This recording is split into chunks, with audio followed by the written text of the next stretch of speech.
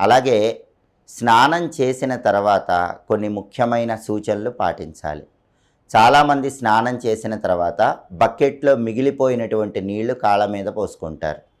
అలా పోసుకుంటే లక్ష్మీ కటాక్షం తగ్గిపోతుంది. బకెట్‌లో మిగిలిన నీళ్లు ఎప్పుడూ కూడా కాళ్ళ మీద పోసుకోకూడదు. అలాగే ఎప్పుడైనా సరే ఇంట్లో ట్యాపులు లీక్ కాకుండా చూసుకోవాలి.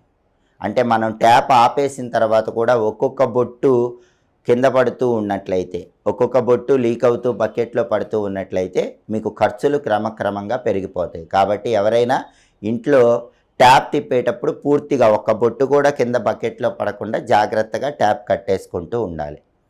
గోడలకి ఇంట్లో చీలికలు లేకుండా చూసుకోవాలి. ఇంట్లో గోడలకి చీలికలు వస్తున్నాయి అంటే అదృష్టలక్ష్మి అనుగ్రహం తగ్గిపోతుందని అర్థం.